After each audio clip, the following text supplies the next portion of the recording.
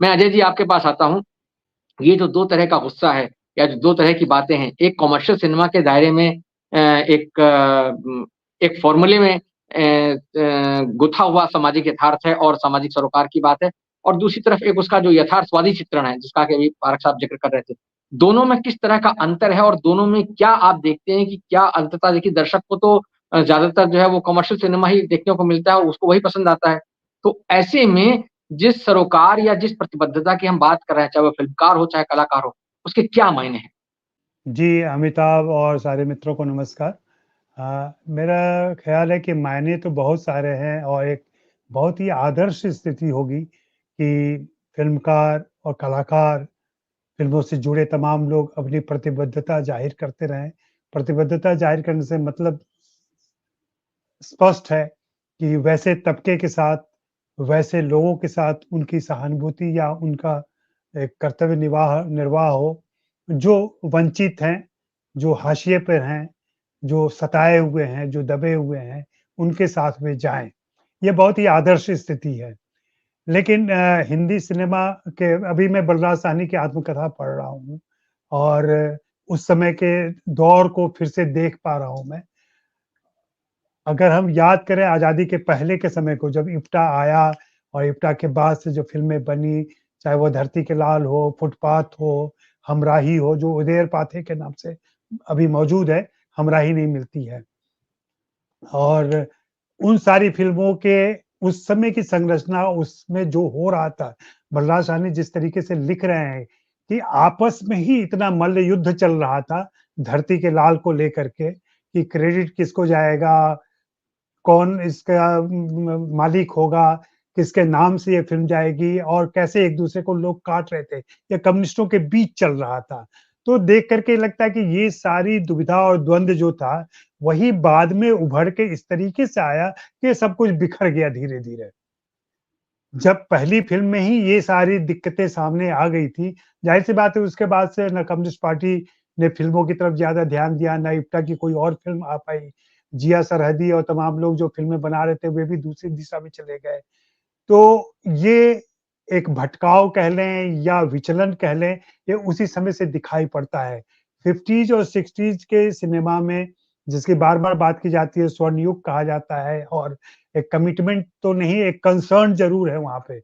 मैं कमिटमेंट वहाँ नहीं देख पाता हूँ। कमिटमेंट जो समांतर सिनेमा में है, वो कमिटमेंट 50s-60s में नहीं है। बहुत रोमानी ढंग से एक सोशल कंसर्न है जो आता है और जो हमें अच्छा लगता है।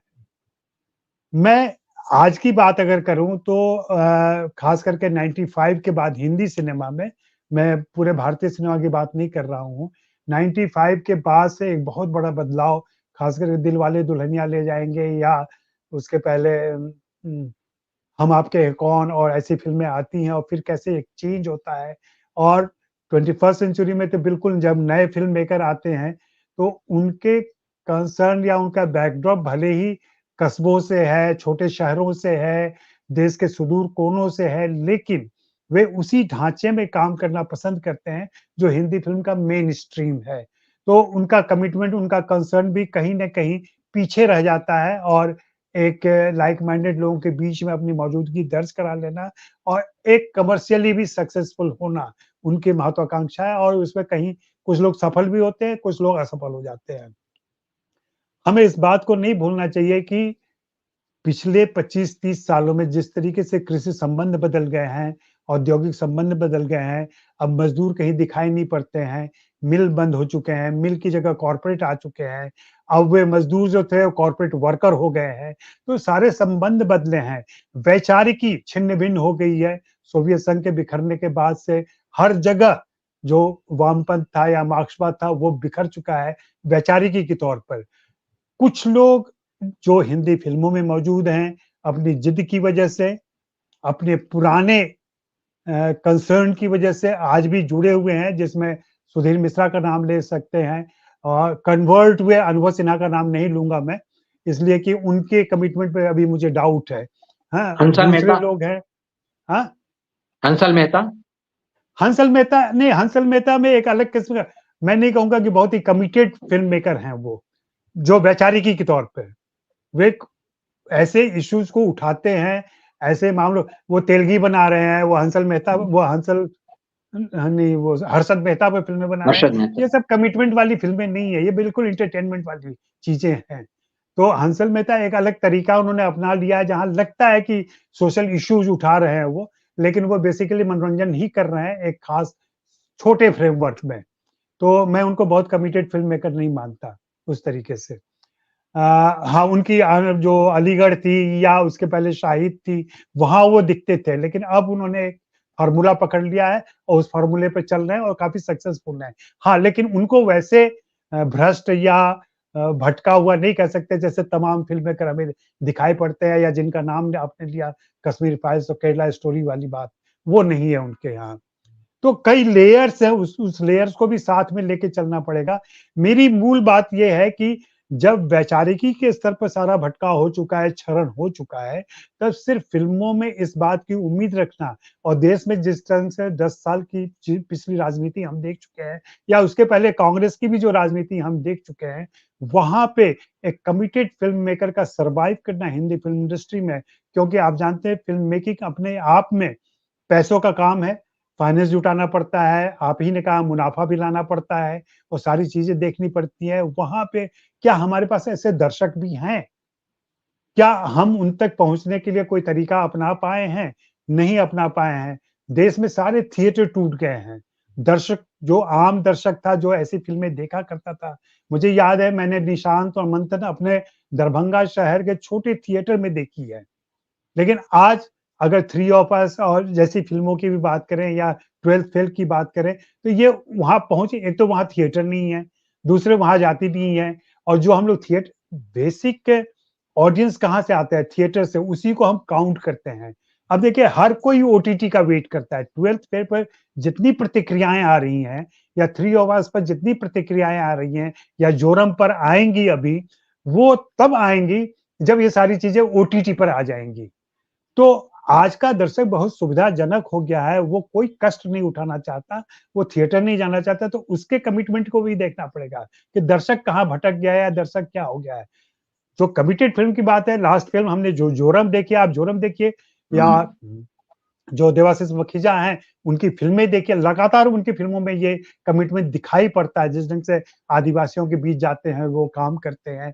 हालाँकि वहाँ भी एक दुविधा उनके मन में रहती है कि पक्ष किसका लें? पक्ष लेने में वो दोनों पक्षों की बात करके और फ़िल्म को ओपन एंड करके छोड़ देते हैं वो। तो वो एक अलग बात हो सकती है, लेकिन चित्रण तो वो करते हैं, वहाँ ले जाते हैं। जोरम जैसे किरदार को वो रचते हैं, जोरम जैसी कहानियाँ ले आते हैं। वैसे ही और दूसरे लोग भी जो छोटे स्तर पे फ़िल्में बना रहे हैं, जो लिमिटेड सर्कुलेशन में आती हैं, फेस्टिवल में जाती हैं, ऐसी फ़िल्में ज़रूर बन रही हैं, जो हम तक नहीं पहुँच रही हैं या आम दर्शकों तक नहीं पहुँच रही हैं। इसलिए मैं 2 स्टैंड लेके चल रहा हूँ मैं कि एक तो जो कमर्शियल सिनेमा है, उससे बिल्कुल आप उम्मीद ना करें, मेन स्ट्रीम सिनेमा से बिल्कुल उम्मीद ना करें, किसी प्रकार के कमिटमेंट की। उनके लिए सिर्फ मुनाफ़ा, मुनाफ़ा, मुनाफ़ा जब पूरा देश उपभोक्ता समाज में तब्दील हो चुका है, जहाँ आपसे सबसे पहली बात ये पूछी जाती है कि आपकी कमाई क्या है? रिटायरमेंट के बाद मैं जो सारा काम कर रहा हूँ, तो सबका सवाल यही होता है, यार जो तुम इतना करते हो उससे कितने पैसे आ जाते हैं? मुझे क्या सुख मिल रहा है, मैं क्या क्रिएट कर रहा हूँ उससे नहीं मतलब है। सारा ज़ोर इस पर है कि आप पैसे कितना कमा लेते हैं। तो वहाँ हम उन निर्देशकों से अपेक्षा करें जो शहरों में पले-बढ़े, शहरी कमिटमेंट है जिनका जिनके रेफरेंसेस ही फ़िल्म है, जीवन है ही नहीं रेफरेंस उनका। भारतीय समाज के बारे में नहीं जानते, भारतीय इतिहास के बारे में नहीं जानते। आज के ज़्यादातर फ़िल्म मेकर, उनसे हम किसी प्रकार के कमिटमेंट की उम्मीद ना करें।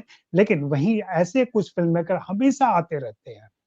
हर साल कुछ एक नए फ़िल्म मेकर आते हैं, जिनको हम तब तक नहीं पहचानते हैं जब तक कोई उनकी एक बड़ी फ़िल्म चर्चित ना हो जाए, पुरस्कृत ना हो जाए या कहीं फेस्टिवल में सेलेक्ट ना हो जाए। लेकिन ऐसे लोग काम कर रहे हैं और लगातार कर रहे हैं, छोटी फ़िल्में लगातार बन रही हैं, जो फेस्टिवल में जा रही हैं। फिलहाल मैं अपनी बात यहाँ ही खत्म करता हूँ। अमिताभ।